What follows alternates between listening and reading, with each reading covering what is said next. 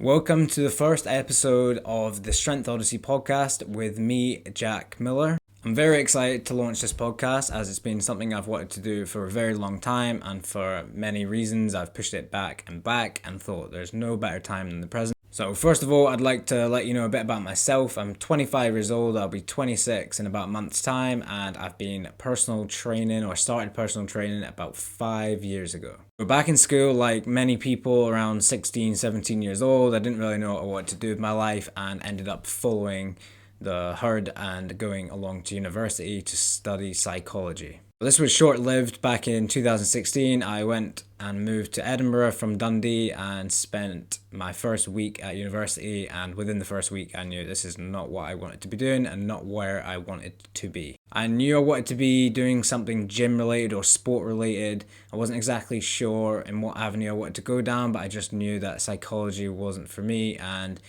really as well, university as a setting wasn't for me, but I didn't realise this till a few years later. I moved back home for the remainder of the year and then came back to Edinburgh to do health and fitness in college for 2 years, got an A in my HND, and then moved back to Dundee. I actually got my personal training degree whilst I was in college, so my plan was to go back to Dundee to third year uni for strength and conditioning, to get a sports and exercise degree, and personal train on the side. I knew that some kind of gym or health environment was where I wanted to work, as when I grew up, I was born with a disease called Perthes disease. Perthes disease is essentially a disease where the blood supply is cut off to the femoral head of the thigh, so the top of the thigh bone in the hip socket, and basically the bone deteriorates. So as a child, I was in and out of hospital. I had to do all these stretches at night. I couldn't sit on the floor in classrooms. I had to be on a chair. I couldn't run. I couldn't take part in the sports days in primary school. I was wheelchair bound. I had various stints in the hospital weeks at a time with my legs in all kind of weird positions.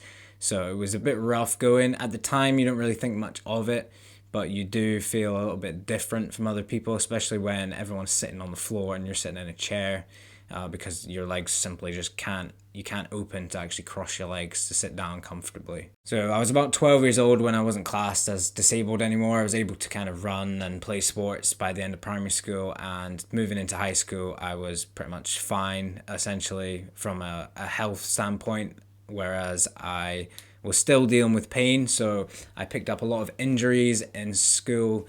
I was always in pain. That kind of came and went in various forms in different parts of the body, but I kind of knew it was all related to the disease itself that I dealt with as a child. So because of this, I was always looking for like solutions. I'd look at myself in the mirror and think, well, I can't see that muscle, so that must be a weak muscle. So I'll try and train that muscle and hopefully the pain will go away. And in most cases, I was doing poor training, poor form, and it just led to more injuries and then more pain. And obviously it took a toll on the mental health as well. Towards the end of high school, wasn't in a good place because I just felt like I was just walking about in pain all day and didn't know what to do with my life, because I thought the things I wanted to do I wasn't unable to do for other reasons. So I was in a pretty rough place going into university. So fast forward to the point I left college and finished college and was back in Dundee. I went back to uni, as I said, personal training, and this was short-lived as well. I didn't enjoy university as a whole. I just didn't enjoy the way of learning, sitting in dark rooms with a lecturer who couldn't really be arsed to be there themselves. It didn't seem like it.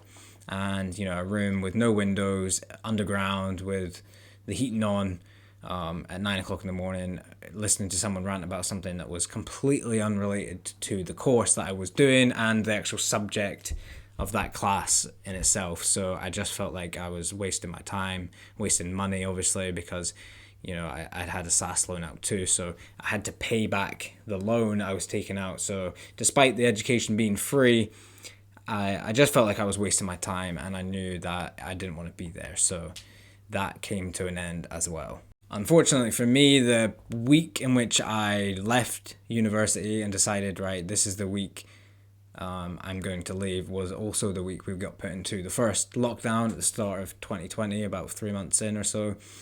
So I was left with no job, no money, no income, and no kind of purpose. Didn't know what I wanted to do in my life. I didn't know if I wanted to go back and personal train because I didn't like the client acquisition side of things. I was young. I was the youngest person in the gym at the time, and there was obviously a lot of coaches in there that were vastly more experienced than me, and I was still dealing with pain. My training was very much lift weights and eat and see how things go, and I'd been doing that for years, and my body was in more pain than it was ever, basically. Luckily though, just before I got into the lockdown situation, I was lucky enough to be part of a mentorship. So it was an online membership platform for coaches around the world, personal trainers of various different degrees, men, women, younger, older, all specializing in different topics. This mentorship had courses on it, it had live calls, it had webinar series. It was really good throughout the lockdown, especially because the world was kind of locked down. So they had everybody on there all the time, and it was great, and I learned so much knowledge over those few months because I had nothing else to do, really. I was at home with no job, no money, no income, so I just thought I need to learn, so when we come out of this I have knowledge to take into going into personal training full time. So after that first lockdown, I returned to the gym. Now I was not at university or college or any kind of education, so I had my online membership and my mentorship I was part of still, and then the ability to just go and coach people. So I ended up working up to about 30 sessions a week, and I was enjoying it. And then we went back into another lockdown. This one wasn't as strict, it wasn't as long, but coming back out of that lockdown, I returned back to training clients and felt like I wasn't enjoying the job. It got a bit tedious. I felt like standing for 8 hours a day, counting reps, watching people squat and teaching them things. It wasn't exactly what I wanted to do, despite having an interest. It was more towards myself. I had other areas of nutrition and health I wanted to incorporate, but it was just so much to do in little time, especially when you see people once a week. Obviously, you can speak to them as much as you want online, but sitting down or going over things with them, I just felt quite lost and really lost the love for coaching pretty quickly. Over the years though, I've spent thousands and thousands of pounds, too much I'd say, but I wouldn't say it's wasted. A lot of money on coaching, mentorships, one-to-one sessions with high-level coaches, courses, ebooks, you name it. I've bought it, I've read it, I've watched it, and I was kind of just trying to fix the problems I had with my body still, because I was still in pain. I would do some exercises that felt good. I was trying to explain it to people, but I didn't really click. So I was struggling with that still, and then obviously with the lack of clients, because I wasn't picking up clients, I wasn't attempting to pick up clients. So that slowly went downhill, and eventually basically ended up at a position where I had to go back to part-time work because I wasn't making enough money from clients to pay the bills, and I wasn't enjoying having the clients in the first place. So I actually felt more comfortable working in a job that I didn't like than the career that I kind of chosen to go down. One thing is, when you do apply to be a personal trainer and you go through the qualification itself to be a personal trainer is essentially, do you have the money to pay for the qualification? You'll be a PT. There's not really much difficulty in terms of the learning and the tests you have to do to become a personal trainer. It's quite shockingly low, really. But there's also, at the time, I don't know if it is now, but there was no kind of social media training, no how to pick up clients. There was none of that. And the way in which they went about it in the gyms that I worked in, I didn't like that there was just this one approach to how to pick up clients, because there's different types of people, and I felt like I didn't like going up to people in the gym and saying like, you know, you're squatting wrong or whatever, because I just felt like it was just rude. There's obviously differences and there's ways to do it, but I felt uncomfortable. I didn't like doing that, and obviously you need to do that to pick up clients, especially in a busy gym with other coaches that are doing that and actually acquiring the clients. I got to a point where I was doing a few clients, very minimal work. I didn't mind them as much, because it was so little in the week. I obviously had the part-time job, and I was still dealing with things in my own body, and that just became the obsession. I wanted to fix the problems I was fixing with my body. If I could fix them, obviously I had been part of, or I'm still part of, some group kind of communities with parents that have kids that deal with Perthes disease themselves, and they ask questions, and there's people in there that are in their 30s and 40s and have been in pain pretty much most of their life. So I was like, no, this can't be the only way. There must be solutions to this, and I have an interest in strength and conditioning, so there must be something I can do to build up the muscles, get range back in the hips, because I was so imbalanced, I was out of whack, I was kind of twisted and weird shapes, and dynamic movements weren't comfortable for me. Certain positions were painful, certain felt amazing. It was just a mess, and I wanted answers to these problems. So for about a 1 to 2 year period of time, I was just incredibly unhappy. I didn't have a purpose in life. I didn't know where I wanted to go. I didn't know what I wanted to do. I had energy to put into something, but I just didn't know what it was I wanted to do. And that led to me just kind of doing not much at all, or spending months doing little things and then changing my mind, going back and forward. And I just wanted to fix the issues in my body and find a purpose in my life. That was the only two things I wanted to do. I wanted to find something I wanted to call a job, and that I wanted to actually put my time and effort into, and then fix the pain I was dealing with in training and get back to full training, pain-free, and enjoying my life. About a year or two ago, I got down the rabbit hole of the biomechanics world. Now, if you are involved in strength and conditioning of any kind, you've probably heard of like functional patterns, one of a kind essentially. They are different philosophies on biomechanics. They all kind of copy each other in some ways and have different things, but they all kind of hate each other and stab each other in the back. And it's very it's not a nice world to be a part of, and I didn't like that side of it. I just wanted answers, and one group said this is the only way, the other group said this is the only way, one group said that's dangerous, you'll blow your legs up doing that. The other way said this is the best way, and it was just a bit of a mess. I found one system I kind of had a bit of success with, so I went down that, doing some sessions, and then realized I was waking up in the morning after wrestling and jiu-jitsu, and I was in so much pain. I was getting worse pain because of the training I was doing. So after a couple months of that, I stopped, and I found other means and other ways of coaching that involved sensory input, fixing your breathing patterns, expanding the rib cage, midline stability, so many other things. And because it was sensory based, anybody can feel it. It wasn't a movement pattern specific thing. You could actually incorporate these exercises to fix issues you have, and then do whatever training you want, which was music to my ears. So this brought me up to the start of 2024, where I started to figure out what I wanted to do with my life. As I kind of returned back to regular training, I realized that I do like strength training. I do like coaching people in strength training, but I don't want to be a full-time PT. I want to help like-minded people like me, so men that are in a position where they're overweight, they're unhappy, they've got addiction issues, depression, they've got bad relationships, and their kind of life is a mess. It's almost like a messy mind map or spider web, and there's so many different issues that need fixed. So rather than 100% being on strength and conditioning and health as a PT, it was kind of 10% in different areas to kind of collectively improve the life as a whole. And that's the avenue I wanted to go down. So over the last few years, I obviously had dark periods of time where I really didn't know what to do with my life, and lacking purpose as a man is a big one. If you don't have a purpose, you really feel lost, and people are encouraged these days to kind of just find your way and things like that. I had energy to put into something, I just didn't know what it was, so I had to find that.